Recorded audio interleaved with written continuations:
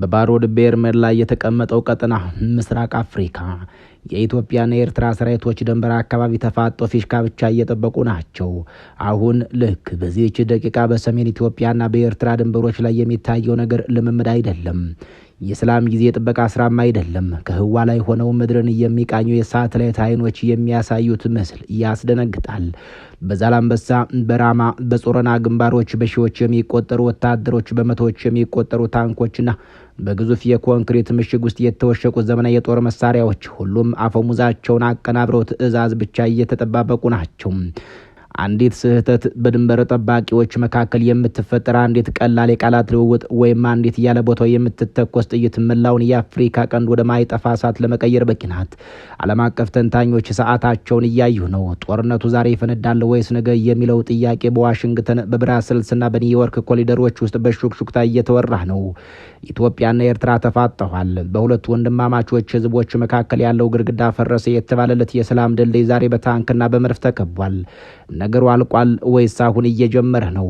ይህ ውጥረት ተራ ውጥረት አይደለም። ዝም ብሎም የድንበር ግጭት ብቻ አይደለም። ከዚህ በስተጀርባ ያለው እውነት ምንድን ነው? ትናንት የኢትዮጵያን የኤርትራ መሪዎች እጅና ጓንት ሆነው በአስመራ ጎዳናዎች ሲንሸራሸሩ ቡና ሲጠጡ ዓለምን በፍቅር ሲያስደምሙ አልነበረም እንዴ? ዛሬ ምን ተገኘ? ያ ሁሉ ፍቅር፣ ያ ሁሉ ልልታ፣ ያ ሁሉ ተስፋ በአንድ ሌሊት እንዴት ወደ ጦርነት ነጋሪት ተቀየረም? ኤርትራ ለምን ሰራዊቷን ወደ ድንበር አስጠጋች? ኢትዮጵያ ለምን የባህር ኃይሏን ጉዳይ አጠናክራ ያዘችው? በፕሪቶሪያው ስምምነትና በአስመራው ዝምታ መካከል ያለው ሚስጥራዊ ግንኙነት ምንድን ነው? አንዳንድ የደህንነት መረጃዎች እንደሚያመላክቱት የሁለቱም ሀገራት ወታደራዊ አዛዦች የመጨረሻውን የጦርነት ካርታ ዘርግተው ተቀምጠዋል። ጥያቄው እንዋጋለን ወይ የሚል አይደለም። ጥያቄው መቼ እንጀምር የሚል ሆኗል። ኢትዮጵያና ኤርትራ ጦርነትን በቲቪ ያዩ አገራቶች አይደሉም። ጦርነትን ያዩት፣ ጦርነትን የተነፈሱት አገራቶች ናቸው። የጦርነትን አስከፊነት ከነሱ በላይ የሚያውቅ ማን አለ ቢባል መልሱ ማንም የሚል ይሆናል። በ1990ዎቹ 100 ሺህ ወጣቶች ያለቁበት ያ የሞኝ ጦርነት ዛሬ በ21ኛው መቶ ክፍለ ዘመን በዘመናዊ ድሮኖችና ሚሳይሎች ቢደገምስ? አሁን ያለው ሁኔታ እጅግ አደገኛ የሚያደርገው ይሄው ነው። ኢትዮጵያ ከውስጥ ጦርነት ሳታገግም የኤርትራ ወጣቶቿን በስደት ሳትጨርስ ለሌላ ዙር ደም መፋሰስ ተዘጋጅተዋል ቢባል በእርግጥ ማጋነን አይደለም። ነገር ግን በድንበር አካባቢ ያለው ወታደር ምን ይሰማዋል? ማዶ ያለውን ጠላት ሲመለከት የሚታየው ጠላት ነው ወይስ የገዛ ወንድሙ ደም ነው? የትግራይ ተራሮችና የኤርትራ በረሃዎች ዳግም የሰው ስጋ ሊፈጭባቸው ነው እንዴ? ወይስ ይህ ሁሉ ለፖለቲካ ትርፍ የሚደረግ የማስፈራራት ጨዋታ ነው? ጉዳዩን ይበልጥ ውስብስብ የሚያደርገው ደግሞ የውጭ እጆች ጣልቃ ገብነት ነው። ቀይ ባህር የዓለም የንግድና የፖለቲካ ማነቆ ነው። በዚህ ቀጠና ላይ የበላይነት ለማግኘት የሚፈልጉ አያሌ ሀገራት እሳቱን እያራገቡት ይሆን? ግብጽ ምን እየሰራች ነው? ሶማሊያ ማን ወገናት? አሜሪካና ቻይና ዝም ብለው እያዩ ነው ወይስ ከጀርባ ሆነው ክራሩን እየቃኙት ነው? ይህ ጦርነት ከተጀመረ አሸናፊ አይኖርም። የሚኖረው ነገር አመድና ቃጠሎ ብቻ ነው። ታዲያ መሪዎቹ ይህንን እውነት እያወቁ ለምን ህዝቡን ወደ ጫፍ እየገፉት ናቸው? አሁን በሁለቱም ሀገራት ውስጥ ያለው አየር ተበክሏል። ፕሮፓጋንዳው ተሰናድቷል። ሚዲያዎች ወሬ እያቀበሉ ናቸው። ሁሉም ነገር ዝግጁ ነው። የቀረው አንድ ነገር ብቻ ነው። የመጀመሪያዋ ጥይት። የተከበራቸው የበራፍቲ ቤተሰቦች፣ አሁን በቆምንበት የታሪክ መስቀለኛ መንገድ ላይ እውነቱ ፊት ለፊት መጋፈጥ ግድ ነው። በሁለቱም ሀገራት መካከል ያለው የሰላምን በር እየተዘጋ ነው። የጦርነቱ ደወል እየተደወለ ነው። በሚቀጥሉት የተወሰኑ ደቂቃዎች ከስሜት ውጭ ከመፈክር የጸዳ የጠራና እውነተኛ ትንታኔ ይቀርባል። ሁለቱ ሀገራት ለምን ተፋጠጡ? የ1990ዎቹ ታሪክ ይደገማል እንዴ? መፍትሄውስ ምንድን ነው? ይህ ዳግም ወደ እሳት የተሰኘው ልዩ ምርመራ ዘገባችን ነው። በእነዚህ ዓለማደኛ የኢትዮጵያና የኤርትራ ድንበርተኛ ተራሮች ዛሬም ሰማዩ ዝቅ ብሎ እየተደፋ ይመስል የጦርነት ንፋስ እያፏጨ ነው። በኢትዮጵያና የኤርትራ ድንበሮች ላይ የሚነፍሰው ንፋስ ዛሬም የባሩድ ሽታን አዝሎ እየከነፈ ይመስላል። ዛላምበሳ፣ ራማ፣ ጾረና፣ ቡሬ ወዘተ ስማቸው ሲጠራ የብዙ እናቶችን ጉበት የሚያቃጥል ህመም ዛሬም በዚያ እየተከሰተ ነው። ሆኖም እነዚህ ቦታዎች ዛሬም እንደገና የሞት ቀጠሮ የተያዘባቸው ይመስላሉ። ዓለም አቀፍ ሚዲያዎች በኢትዮጵያና በኤርትራ መካከል ጦርነቱ በማንኛውም ሰዓት ሊፈነዳ ይችላል እያሉ እየዘገቡ ናቸው። ሳተላይቶች የሁለቱም ሀገራት የሰራዊት ክምችት ህዋቸው ላይ ሆነው እያሰሱ ናቸው። በሁለቱም በኩል ያለው ዝምታ ግን ከጩኸት በላይ ይረብሻል። ይህ ዝምታ ተራ ዝምታ ብቻ አይደለም። አውሎ ንፋስ ከመምጣቱ በፊት ቀድሞ የሚያረበው ያ አስፈሪ ጸጥታ ነው። ኢትዮጵያና ኤርትራ አንድ ቋንቋ የሚናገሩ፣ አንድ እንጀራ የሚበሉ፣ አንድ ባህል የሚጋሩ፣ ነገር ግን በታሪክ አጋጣሚ ጠመንጃ የተማዘዙ ህዝቦች ናቸው። በሁለቱ ሀገራት ድንበር አካባቢ ያለው ያለው ውጥረት ጠራ የፖለቲካ ቁማር ብቻ አይመስልም ወይስ ዳግም ወደ ማይመለስ የደም አዘቅት ውስጥ ለመግባት እየተደረገ ቅድመ ዝግጅት ነው? ይህ መሰናዶ ከታሪክ መዝገብ እስከ ዛሬ እውነታ፣ ከቤተ መንግስት ሽኩቻ እስከ ድንበር ጠባቂ ወታደር ስሜት ድረስ ዘልቆ የሚዳስስ ነው። የተከበራችሁ የብራቱ ቤተሰቦች እስከ ዝግጅቱ ፍጻሜ አብራችሁን ቆዩም።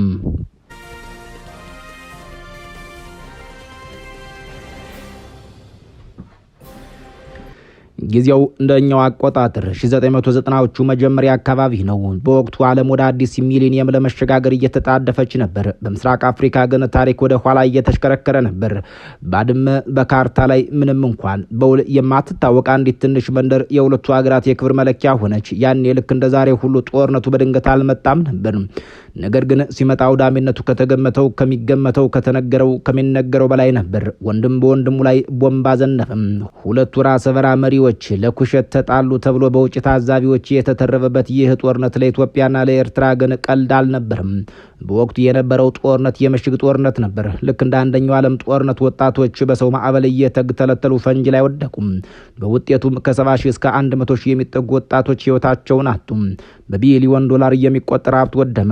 በ1991 ዓ.ም ልጃቸውን ለሀገር ነውና ሂድ ብለው መርቀው የሸኙ እናቶች አያሌ ናቸው። ሀገር ብለው የልጃቸውን አስክሬን ልጃቸውን ያጡ እናቶችም አያሌ ናቸው። የወንድ ልጅና ታጠቂ በገመድ ልጅሽን አሞራ እንጂ አይቀብረውም ዘመድ ይሉት ዜማ በጠቅላላ አገሬው ዘንድ እኩል ተንጎርጉሯል። በርካቶች ወታደር ልጃቸውን ቀርቶ የልጃቸውን አስክሬን የት እንደቀረ ማወቅ አልቻሉም። እኒያ እናቶች ዛሬ ከ25 ዓመታት በኋላ የልጅ ልጃቸውን የደንብ ልብስ እያጠቡ ናቸው። አያት የድንበር ልሄድ ነው ሀገር ትፈልገኛለች የሚላቸውን ወታደር ልጅ የልጅ ልጃቸውን ድምፅ ሲሰሙ ምን ይሰማቸው ይሆን? አባትህ ወይም ወንድምህ አጎትህ እንዲህ ብሎኝ ሄዶ አልተመለሰም ይሉ ይሆን? ወይስ ያ የተሰበረ ልባቸው ድጋሚ ተሰብሮ ጸጥ ጭጭሉ ይሆን? እንዲህ ያለው የጉልበተኞች ዓለም የታሪክ መደገም ነው ወይስ የትውልድ እርግማን ነው?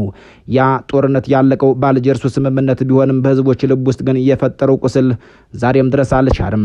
ያ ቁስል ዛሬም ድረስ እያመረቀዘ ነው። ነገሩም እንዲህ የሚነገር ነው።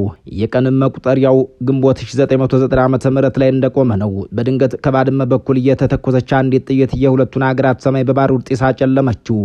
ዓለም ደነገጠ። ትናንት አብሮ ሲወሉ የነበሩ ወንድማማቾች ታንክ አገላብጦ ተፋጠጡ።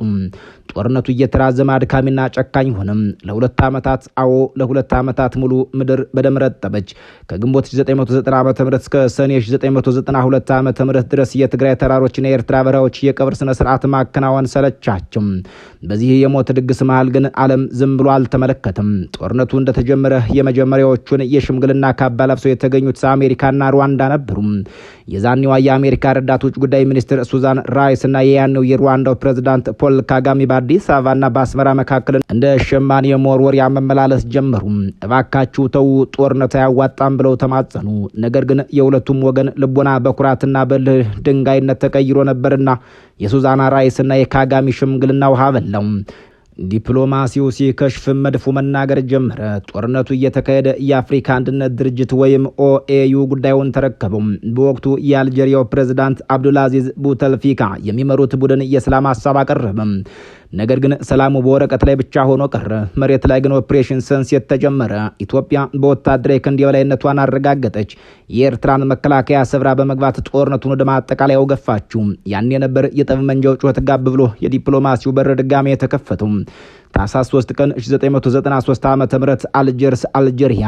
አዳራሹ ባለም ታላላቅ መሪዎች ተሞልቷል። የተባበሩት መንግስታት ዋና ጸሐፊ ኮፊ አናን፣ የአሜሪካ ውጭ ጉዳይ ሚኒስትር ማድሊን ኦልብራይት፣ የአልጄሪያው ፕሬዝዳንትና የአፍሪካ መሪዎች ታድመዋል። ሁሉም አይኖች ጠቅላይ ሚኒስትር መለስ ዜናዊና ፕሬዝዳንት ኢሳያስ አፈወርቂ ላይ አርፈዋል። ሁለቱ መሪዎች በፊርማቸው ጦርነቱን ለማቆም ድንበሩን በህግ ለመወሰንና ካሳ ለመክፈል ተስማሙ። ይህ የአልጀርስ ስምምነት ተብሎ በታሪክ ተመዘገበ። የተባበሩት መንግስታት ድርጅት ወይም ዩናይትድ ኔሽን ሚና በዚህ ወቅት እጅግ ግዙፍ ነበር። ስምምነቱን ተከትሎ የተባበሩት መንግስታት የጸጥታው ምክር ቤት ዩናይትድ ኔሽን ሚሽን ኢን ኢትዮጵያ ኤንድ ኤሪትሪያ የተሰኘ ግዙፍ የሰላም አስከባሪ አላቋቋመም። በሺዎች የሚቆጠሩ የዓለም ወታደሮች ሰማያዊ ቆብ ያጠለቁ በሁለቱ ሀገራት መካከል በ25 ኪሎ ሜትር ርቀት ጊዜያዊ የጸጥታ ቀጠና ወይም ቴምፖራሪ ሴኩሪቲ ዞን ፈጥረው ተሰማሩ። የተባበሩት መንግስታት ለዓመታት ሁለቱ ወገኖች ድጋሚ ወደ እሳት እንዳይገቡ አጥር ሆኖ ቆየ። የጦር መሳሪያ ማዕቀብ ጣለ። ኮሚሽን አቋቁሞ ድንበሩን ለማካለል ከፍተኛ ጥረት አደረገም። ነገር ግን ወረቀት ላይ የተፈረመው የሰላም ስምምነት ልብ ውስጥ አልገባም ነበር። የድንበር ኮሚሽኑ ውሳኔ ባድመን ለኤርትራ የሰጠው ውሳኔ በኢትዮጵያ በኩል በመርህ ደረጃ እንቀበላለን በሚል ተንጠልጥሎ ቀረም። ኤርትራ ደግሞ መሬቴን ሳላገኝ አልደራደርም አለች። ሰላም አስከባሪው የተባበሩት መንግስታት ድርጅትም ተስፋ ቆርጦ ሻንጣውን ጠቅልሎ ወታደሮቹን ሸክፎ አካባቢውን ለቆ ወጣም። በአልጀርስ የተጀመረው ተስፋ አስመራና አዲስ አበባ ላይ በርግጥ ደበዘዘም። ያ ሁሉ ዲፕሎማሲ፣ ያ ሁሉ ያለም ርብርብ፣ ጦርነት አይኖርም፣ ሰላም አይኖርም በዲፕሎማሲው አንደበት ወይም ኖ ዋር ኖ ፒስ በሚል አስቀያሚ የታሪክ ምዕራፍ ተተከም። ወደ ቤተ መጻሕፍት ዘልቀን አቧራ የለበሱ የታሪክ መዝገቦችን እናውርዳቸው። ብዙዎቻችን የ990ዎቹን ጦርነት የምናውቀው የድንበር ግጭት፣ የባድመ ወረራ በሚል አጠቃላይ መጠሪያ ነው። የታሪክ ምሁራንና የፖለቲካ ተንታኞች እንደሚናገሩት ያ ጦርነት ስለመሬት ብቻ አልነበረም። መሬቱ ባድመ የነገሩ መነሻ እንጂ የነገሩ ምንጭ ወይም የነገሩ መጨረሻ አልነበረችም። በዚህ ረገድ ኮሎኔል ተወልደ ወልደ የትንሳኤ ባድመ እንደ ምክንያት በሚል ርዕስ በጻፉት ድንቅ መጽሐፍ ላይ አንድ ወሳኝ እውነት ጠቅሰዋል። ጸሐፊው እንደሚሉት ጦርነቱ የፈነዳው ባድመ ላይ ቢሆንም ባሩዱ ሲቦካ የቆየ ጉዳይ ነው። ጉዳዩ የድንበር ሳይሆን የኢኮኖሚና የፖለቲካ የበላይነት ነበር። ኤርትራ በ1985 ዓመተ ምህረት ነጻነቷን ስታውጅ ከኢትዮጵያ ጋር የነበራት ግንኙነት እንደመላቀቅ እንደማይችሉ መንትዮች ብቻ ነበር። በ1990ዎቹ አጋማሽ ኤርትራ የራሷን ገንዘብ ናቅፋን ስታስተዋውቅ ነገሮች መሻከር ጀመሩ። ኢትዮጵያ በበኩሏ በናቅፋ የምትገበያዩ ከሆነ የንግድ ልውውጣችን በዶላር ይሁን፣ የድንበር ንግዳችንም ስርዓት ይበጅለት ስትል የአስመራው መንግስት ይህንን እንደ ኢኮኖሚያዊ ጦርነት ቆጠረው። ባድመ እንደ ምክንያት መጽሐፍ በግልጽ እንደተቀመጠው በሁለቱ ገዢ ፓርቲዎች ህወሓትና ሻዕቢያ መካከል የነበረው የማን ይበልጣል ሽኩቻ፣ የርዕዮተ ዓለም ልዩነትና በቀጠናው ላይ ተጽዕኖ የመፍጠር ፍላጎት ውስጥ ለውስጥ ሲብላላ ቆይቶ ባድመ ላይ ፈነዳም። ባድመ ለረጅም ጊዜ ሲብላላ የለነበረው ቁርሾ እንደ መተንፈሻ ምክንያት ሆና አገለገለች። ጦርነቱ ሲጀመር ግን መልክና ቅርጹ የድንበር ግጭት ሳይሆን የጥፋት ድግስ ሆነም። ሌሎች ዓለም አቀፍ ጸሐፍት ይህንን ጦርነት ዘ ፈርስት ወርልድ ዋር ኦፍ አፍሪካ ወይም የአፍሪካ አንደኛው የዓለም ጦርነት ብለው ይጠሩታል። እንዴት የተባለ እንደሆን ያውደ ውጊያው ስልት የዘመናዊ ጦርነት ሳይሆን የአንደኛው ዓለም ጦርነት አይነት ምሽግ ጦርነት ስለነበር ነው። በባድመ በጾረናና በቡሬ ግንባሮች ላይ የተፈጸመው እልቂት የሰው ልጅን ክብር የሚፈታተን ነበር። የሰው ማዕበል ጥቃት የሚባለው ስልት በስፋት በዚያ ተተገበረም። ፈንጁ በሰው ተረገጠ፣ ታንክ በሬሳ ላይ ተንቀሳቀሰ። በተለይ ዋሪን ዘ ሆርን ኦፍ አፍሪካ የተሰኘው የፓትሪክ ጌል ክስ እና የማርቲን ፕላት ጥናታዊ ጽሑፍ እንደሚያረጋግጠው ይህ ጦርነት በወታደራዊ ሳይንስ ስሌት ኪሳራው ከጥቅሙ ያመዘነ ነበር። ኢትዮጵያ ወታደራዊ ድል ተቀዳጀች፣ ኤርትራን መከላከያ ሰብራ ገባች። ነገር ግን ዋጋው በትንሹ 70 ሺህ ወጣቶች ከሁለቱም ወገን እንደ ቅጠል ረገፉም። ያ ሁሉ ደም ፈሶ ያ ሁሉ ወጣት አልቆ በመጨረሻ አልጀርስ ላይ በተፈረመው ስምምነት ባድመ ለኤርትራ ተብሎ ሲወሰን የጦርነቱ ከንቱነት ይበልጥ ጎልቶ ታየም። ያ ጦርነት የድንበር ችግሩን አልፈታውም። ይልቁንም ለቀጣይ ትውልድ የሚተላለፍ የማይሽር የቂምና የጥርጣሬ ቁስል ጥሎ አለፈ። ዛሬ ላይ ሆነን ያንን የታሪክ መጽሐፍ ስንከፍተው ገጾች ላይ የምናነበው ታሪክ ሳይሆን ያሁኑን እውነታ ነው። ባድመ እንደ ምክንያት እንደነበረው ሁሉ ዛሬስ በድንበር ላይ ለተፈጠረው ውጥረት ምክንያት እየሆነ ያለው ምንድን ነው? የባህር በር ወይስ አሁንም ያው ያልተፈታው የፖለቲካና የኢኮኖሚ የበላይነት ሽኩቻ ነው? መጽሐፍቱ ይናገራሉ።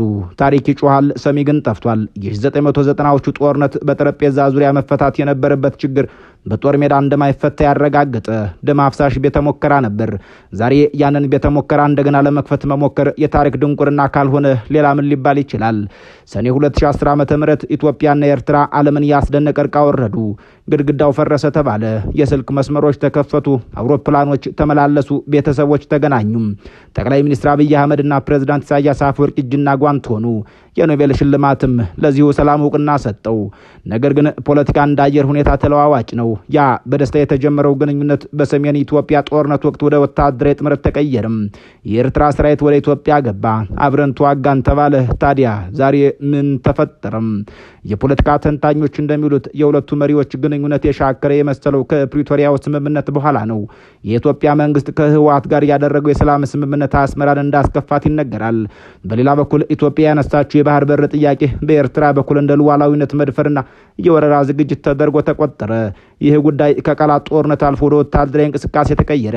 ኤርትራ ሰራዊቷን በተጠንቀቅ አቆመች። ኢትዮጵያም በበኩሏ አዳዲስ የጦር መሳሪያዎችን እያሳየች ነው። ትናንት አብሮ የነበሩ ዛሬ በጥርጣሬን እየተያዩ ናቸው። አንዳንድ ዓለም አቀፍ የመገናኛ አውታሮች እንደዘገቡት ከሆነ የሁለቱ ሀገራት ሰራዊቶች ተፋጠዋል። የሚጠበቀው ትዕዛዝ ብቻ ነው። አሁን ያለው ሁኔታ ከ1990ዎቹ የሚለየው በምንድን ነው የሚለውን ወሳኝ ጥያቄ ነው። ጥያቄው የቀረበላቸው አንድ የቀድሞ ሰራዊት አባል ኢትዮጵያ አሁን ባለችበት ሁኔታ በውስጥ ጦርነቶች ተዳክማለች ይላሉ። አማራ ክልልና ኦሮሚያ ክልል ውስጥ ግጭቶች አሉ። ኢኮኖሚው በዋጋ ንረት እየተፈተነ ነው። በዚህ ሁኔታ ውስጥ ሌላ ዓለም አቀፍ ጦርነትን መክፈት ራስን የማጥፋት ሙከራ ነው በሚል አስከፊነቱን ይገልጻሉ። ኤርትራ ባለፉት ዓመታት ወታደራዊ አቅሟን ገንብታለች። ነገር ግን ኢኮኖሚዋ ግና የሰው ኃይሏ በስደት ተመናምኗል። ለኤርትራ ይህ ጦርነት የህልውና ጉዳይ ሊሆን ይችላል ይላሉ አቶ ገብረ መድህን በድንበር ከተማ ነዋሪ ናቸው። በቀን ቀን መነጽር አድርገው ወደ ማዶ እናያለን ይላሉ። ኤርትራም ሀገራችን ኢትዮጵያም ሀገራችን ሆነን መሀል ሰፋሪ ሆነን ተበጠበጥን ይላሉ። ዓለም አቀፍ ተንታኞች ሁኔታውን የባሩድ በርሜል በሚል እየገለጹት ናቸው። አንዲት ጥይት በስህተት እንኳን የምትተኮስ አንዲት ጥይት ቀጠናውን ወደ ማይጠፋ እሳት ልትቀይረው ትችላለች በማለት ስጋታቸውን እየገለጹ ናቸው።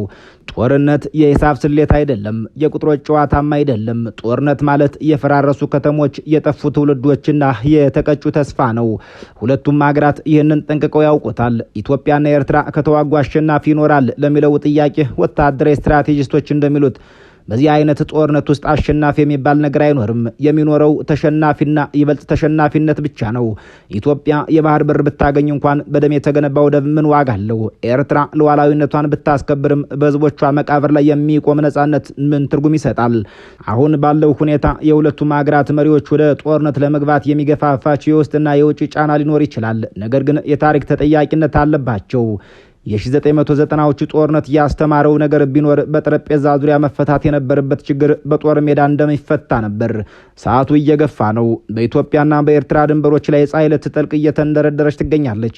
ይህች ፀሐይ ነገ ስትወጣ በሰላም ተስፋ ወይስ በጦርነት ሳቱና ትወጣለች? ሁለቱም ህዝቦች ደክሟቸዋል። እናቶች አልቅሰው በቅቷቸዋል። ወጣቶች ተሰደው ሰርችቷቸዋል። አሁን የሚያስፈልገው የጦርነት ነጋሪት ሳይሆን የሰላም ጥበብ ነበር። የጠመንጃ ቋንቋ ሳይሆን የወንድማማቾች ውይይት ነበር። የተከበራችሁ ተመልካቾቻችን፣ የታሪክ ስህተትን መድገም የኢትዮጵያ ጣፈንታ ነው እንዴ? ከታሪክ ተምሮ አዲስ ምዕራፍ መክፈት ያልተቻለው ለምንድን ነው? ኢትዮጵያና ኤርትራ አንድ ህዝብ ሁለት ሀገር፣ የተፋጠጡት ጠላቶች ሳይሆኑ የተኳረፉ ወንድማማቾች መሆን አይችሉም እንዴ? ጦርነት መፍትሄ ቢሆን ኖሮ ያኔ በባድመ ተራሮች ላይ የፈሰሰው ደም ለምን መፍትሄ አላመጣም? መልሱ ያለው በጊዜ ላይ ይሆናል። በያላችሁበት ዓለም ሰናይ ጊዜ የተመኘን በዚሁ እንሰናበታለን።